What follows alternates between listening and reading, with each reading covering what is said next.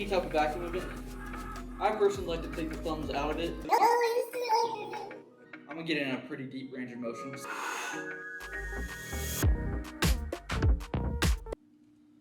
Oh, what's up guys? Y'all hear that? Welcome back to another banger of an episode. Today, we're gonna do a high volume back workout. I've been getting a lot of questions recently how I train my muscle groups and how I go about it. So today, I'm gonna take y'all through my back workout. So first 3 days of the week, I typically train more heavy reps, strength work. Thursday, I end up taking either a rest day or if I'm feeling it, I'll do a little core and cardio. And then last 3 days, I'll do high volume. So we're gonna be sitting around reps 15 to 20 a day. And basically, I'm gonna die. There's gonna be very little recovery, about 90 seconds of rest. So I'm always gonna be going to the next set fatigued, but it's gonna improve the endurance. I guess you'll never really recover unless you just have really good muscular endurance.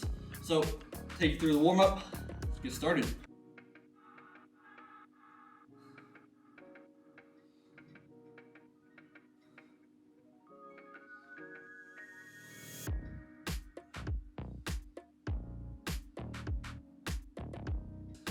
I'm combining scapular pull-ups, really just trying to set my back and lats to get ready for pull-ups that I'll do later. I'm combining it with dead hangs. Now, I do a lot of sitting. Particularly today, I did way too much more sitting than I like, so doing some dead hangs just to help decompress my spine, get it loose. We do a lot of sitting, so I would say that's very important to put in your daily regimen. You just do it for 5 minutes a day. You're gonna notice your back health is gonna be instrumentally better.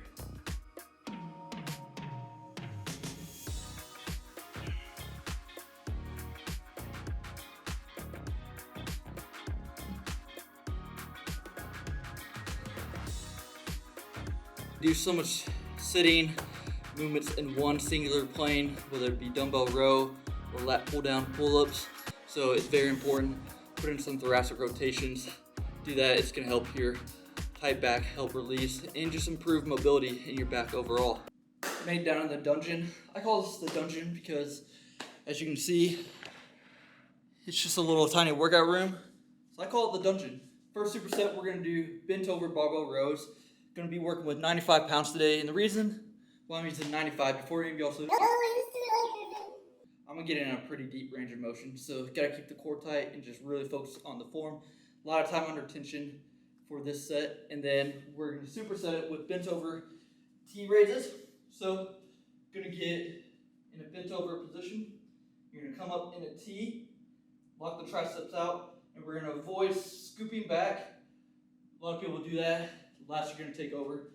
So, bent over position, lock the triceps out, and we really want to set our scapula back and down, really get into those upper back muscles. You can come up in a T, going to go 15 reps of that, 3 rounds. It's going to be insane. Let's get into it. Always think of you when spring comes, like it's something in the air at that time, don't know why. Always dream of you when spring comes. It's like the heat. Yeah, 90 seconds on the clock. Now, the reason why I'm breathing so hard is because high rep supersets, it'll get you. The reason why I'm having on the clock is because a lot of people, they just dilly-dally when they're in the gym. They're not on a strict rest time. And so what it's gonna do, they'll be on their phone, 2 minutes, 3 minutes, 4 minutes pass by. Next thing, they're in the gym 2 hours later, and they're wondering why they're still there. So keep it on the clock. And a big tip on the bent over row, as you saw, my torso was pretty bent over. Now, what you really want to make sure you're doing for every rep is keeping that core tight, because the deeper you bend over, the more compromised your lower back's going to be. So you always want to keep that core nice and tight just to protect the back. 9 seconds, up, round 2.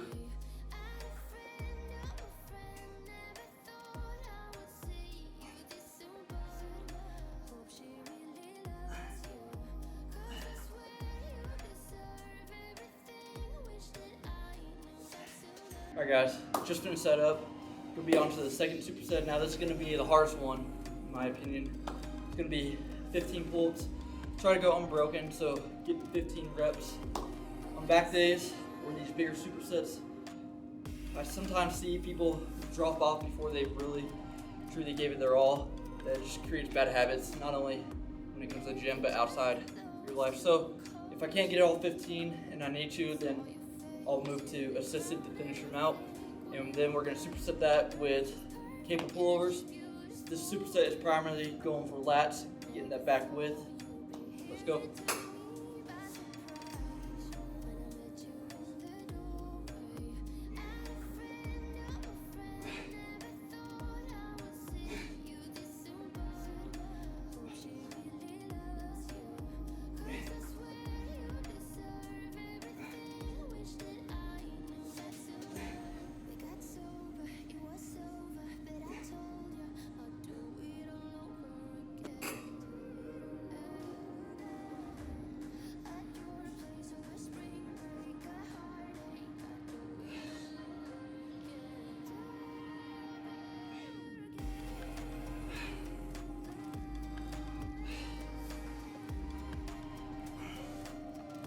Third set, second set, looking a little sloppy, couldn't get 15 body weight. So use the assistants to help me out. Guess I'm just fat. I weigh 187 pounds right now. I might go to 200 pounds or I might cut down. I don't know. I'm kind of feeling bulking up a little. Comment which one you would like to see. You want to see me get bigger or do you want to see me get leaner? Let me know. But third round pull-ups, let's get into it.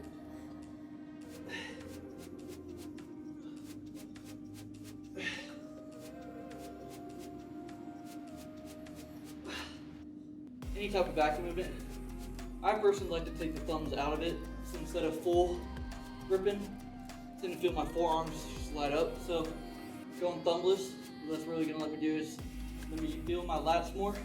And I'm really putting all the weight in my pinky and ring finger.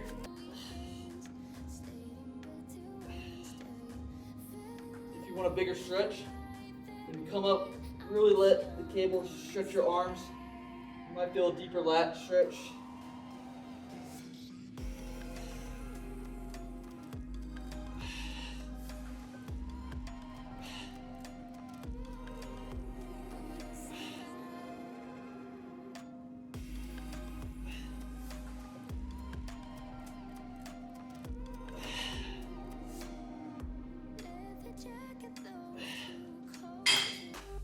Last superset, gonna combine some thickness with some cable pulls and then get a little lat work with dumbbell rows.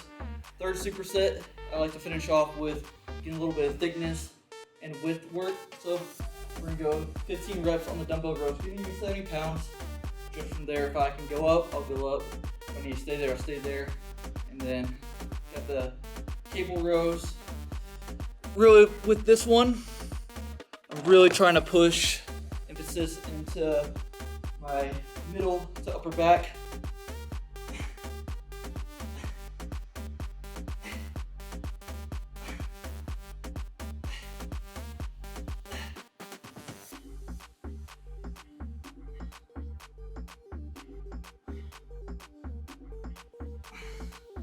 So you saw on the dumbbell rows, I was really only pulling right in here. This range because I'm really trying to target this lower lat. It's a very neglected portion of lats. Not a lot of people do it. And I found when I just pull right into my hip pocket, right in here, and squeeze hard, I'm really feeling it. You saw on the pulls, really keeping my elbows in, not coming down to my hip pocket, really coming about mid back to upper back. So I'm trying to get more of my upper back emphasis. Sound like a broken record, but man, I'm tired.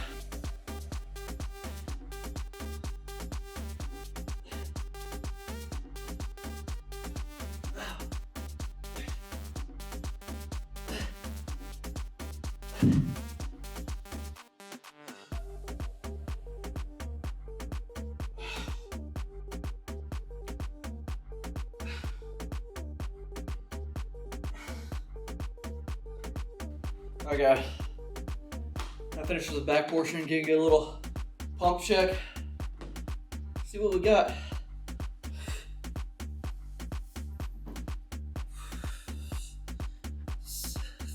Front.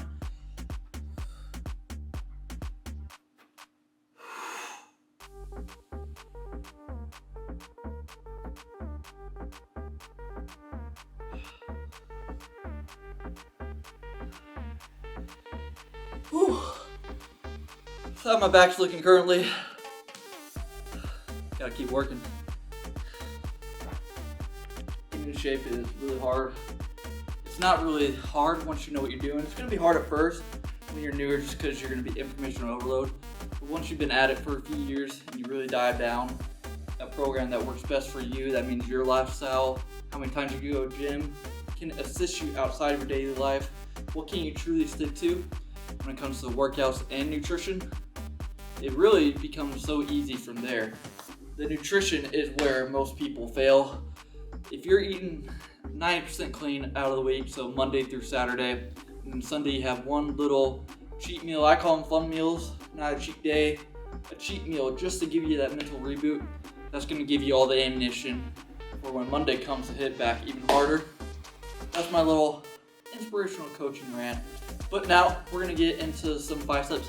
Now really when it comes to biceps on a back day, I really only do 1 to 2 exercises because I got so much work through movements with my back that my biceps don't really need that much volume. They're already getting plenty good work. So we're gonna start out with some hammer curls. Really love hammer curls, gets to the bottom part of the bicep and forearms. Light it up. With curls, you really wanna make sure keep your back engaged. Nice tall posture, elbows locked into the side. Come up about 90%.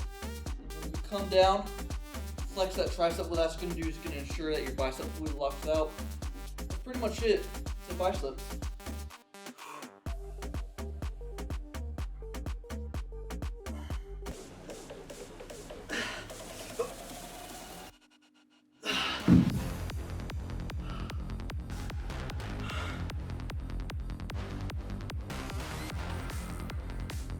Now, the bread and butter of your training regimen should always be dumbbells or barbells, not only for biceps, for all muscle groups. It's just the best bang for your buck. But what I typically like to do when it comes to biceps is really end it off with a cable, specifically Faceaway cable curls. I just found that it really gets a good stretch from my biceps when the cable stretches your arm behind you. So we're gonna get into this. 3 rounds, 15 reps, really just get as much blood into the muscle as possible and really fatigue the biceps. Quickly load. That's going to avoid any overextension of the lower back. So it's going to load up. Really make sure we're coming out far enough just to get a good stretch. And what I'm doing here is I'm slightly rotating the elbows just to get more into that bicep. Rotating just enough until I feel my front delt. When I feel that front delt, I'll come a little bit before that, and that's my stopping point.